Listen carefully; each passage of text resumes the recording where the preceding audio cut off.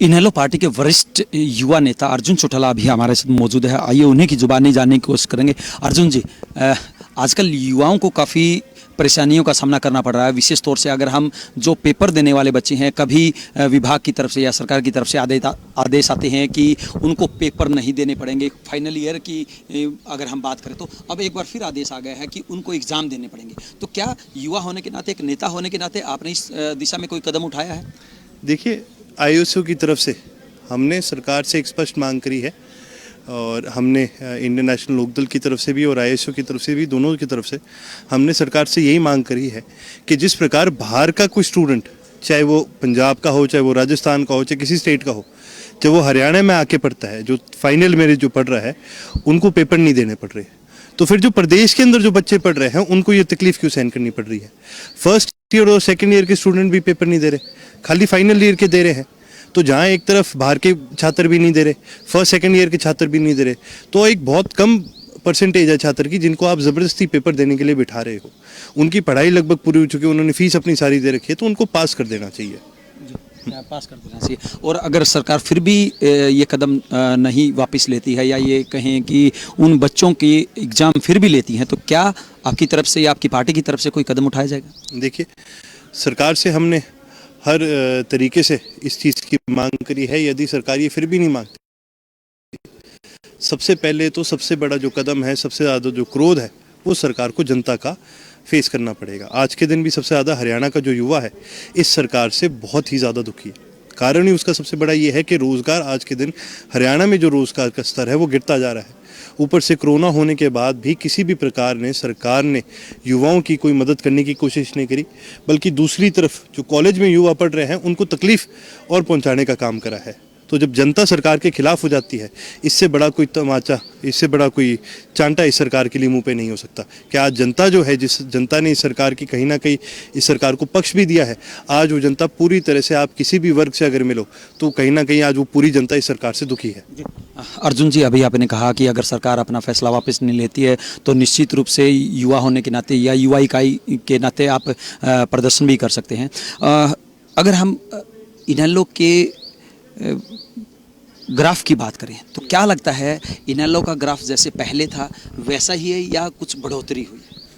देखिए जी, बीच में बहुत से लोग आए थे जिन्होंने पार्टी को अंदर खाते ख़त्म करने की भी कोशिश करी, पार्टी का नाम खराब करके हमारे नेताओं को ख़राब करने की कोशिश करी। लेकिन हरियाणा की जनता आज के दिन एक चीज़ जानती है कि पूरे हरियाणा के बाकी सारी पार्टियाँ एक तरफ और इंडियन नेशनल लोकदल एक तरफ। हाल ही में अगर आप, जब ये कोरोना की मारामारी भी थी, किसी भी पार्टी का कोई भी नेता आपको दिखा जो अपनी जनता के साथ मिल रहा हो या फिर जिसने उनकी मदद करने की वो करी हो? कोई ऐसा नेता जिसने अपने पूरे साल की तनख्वाह दे दी हो? कोई ऐसा नेता, कोई ऐसी पार्टी जिसने 1 करोड़ रुपए दान करे हो? कोई ऐसा नेता, कोई ऐसी पार्टी जो बाहर अटके हुए, विदेश के अंदर अटके हुए भी अपने प्रदेश के बच्चों को यहाँ तक लाने में सफल रहे हो?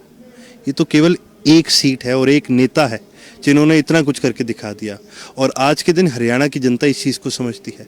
जब एक इंसान इतनी मजबूती से इतना काम करा सकता है, तो हरियाणा की जनता आज ये जानती है कि अभय सिंह के साथ लग के, इंडियन नेशनल लोकदल के साथ लग के हरियाणा को विकास और उन्नति की और उसको और आगे लेके जा सकता है।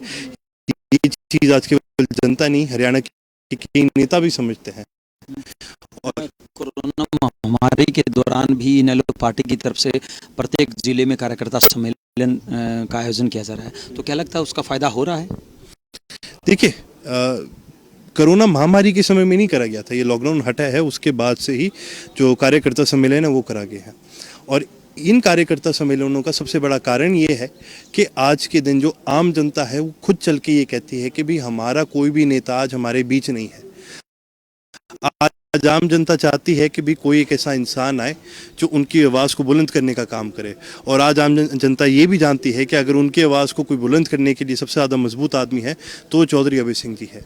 ये आयोजन, ये कार्यक्रम, ये बनाए नहीं गए, ये तो बुलाया गया है। जगह जगह जनता की मांग है कि भी हमारे भी चौधरी अभय सिंह आए और हमारी मांगों को सुने।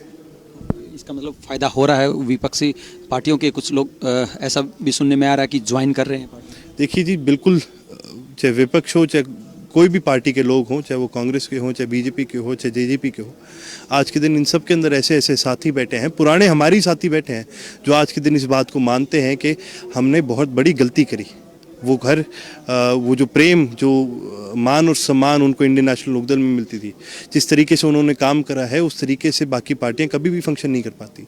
और दूसरी तरफ के ऐसे लोग हैं दूसरी पार्टियों से जो आज मानते हैं कि भी जिस प्रकार से ये पार्टी भाजपा की सरकार चल रही है, जिस प्रकार से कांग्रेस की वर्किंग है, वो आज के दिन ये मानते हैं कि भी हरियाणा के अंदर इंडियन नेशनल लोकदल से ज़्यादा सॉलिड और ज़्यादा मजबूत कोई पार्टी आज के दिन नहीं है।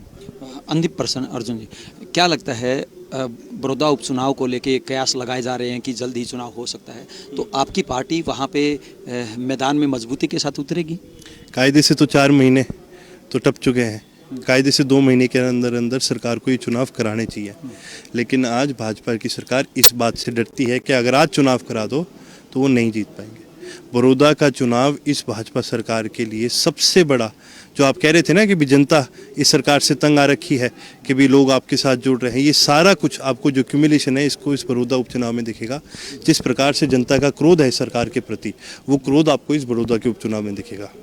तो क्या लगता है कि जीत हासिल हो सकती है? निश्चित जीत हासिल हो सकती है। सभी साथी हैं, सबने मेहनत करी है। बड़ौदा के हमारे जितने साथी हैं वो बिना पार्टी के आदेश के भी उन्होंने शुरू से ही डे 1 से उन्होंने अपनी मेहनत करनी शुरू करी, क्योंकि आज के दिन एक एक कार्यकर्ता ये मानता है कि भी हमें कोई आदेश की जरूरत नहीं। आज के दिन एक एक कार्यकर्ता अपने आप को इतना मजबूत मानता है कि वो बिना किसी के कहे, बिना किसी प्रधान के कहे, उसको पता है कि मेरी क्या जिम्मेवारी है पार्टी के प्रति, और वो अपनी जिम्मेवारी को निभाने का काम कर रहा है। उम्मीदवार आप होंगे?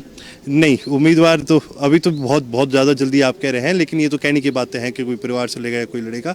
पार्टी का फैसला है, जो सबसे बढ़िया कैंडिडेट होगा, जिसको वर्कर, जिसके साथ लगेंगे वर्कर, जिसे कहेंगे कि भाई हम इस आदमी को जिताएंगे, उसी को ही आगे कैंडिडेट बनाया जाएगा। घर से होगा या बाहर से? देखिए, मैं वही कह रहा हूँ, ये तो आप बहुत अभी जल्दी पूछ रहे हैं। अभी इस प्रकार की कोई ऐसा कोई फैसला लिया नहीं गया है, ना कोई अभी इस प्रकार की सोच करी गई है। और ये फैसला हमारा नहीं है, ये फैसला बड़ौदा के हमारे पार्टी के वर्करों का है। जिसको वो चाहेंगे वो ही आगे आकर चुनाव लड़ेगा। ये थे इनेलो पार्टी के युवा नेता अर्जुन चौटाला, जिन्होंने साफ तौर से कर दिया है कि कोरोना महामारी के दौरान जहां अनेक नेता घरों से बाहर नहीं निकल रहे थे, वहीं इनेलो पार्टी के जो वरिष्ठ नेता है अभय सिंह चौटाला, उन्होंने जनता की आवाज़ को उठाने का काम किया है, जनता की आवाज़ को बुलंद करने का काम किया है, और जो उनकी समस्याएं थी उन समस्याओं का भी समाधान करने की कोशिश की है। वहीं इन्होंने विपक्ष पर हमला बोलते हुए ये साफ कर दिया है कि अब विपक्षी पार्टियों के ज़्यादा से ज़्यादा जो युवा लड़के हैं या फिर ये कहीं कार्यकर्ता हैं, वो अब दूसरी पार्टियों को छोड़कर इनेलो की तरफ रुख करते हुए जा रहे हैं। और वहीं बड़ौदा उपचुनाव को लेकर इन्होंने साफ कहा कि जो भी बड़ौदा की जनता चाहेगी, जिसे भी चाहेगी, वही उम्मीदवार इस मैदान में इनेलो पार्टी की तरफ से उतारा जाएगा और साथ में जीत हासिल होगी। हालांकि जीत किसकी होगी और किसके सिर पर चौधर का ताज सजेगा, ये तो आने वाला समय ही बताएगा। विशेष सहयोगी रोहित पंचाल और संदीप जांगड़ा के साथ अजय लोहान, बिंदास हरियाणा।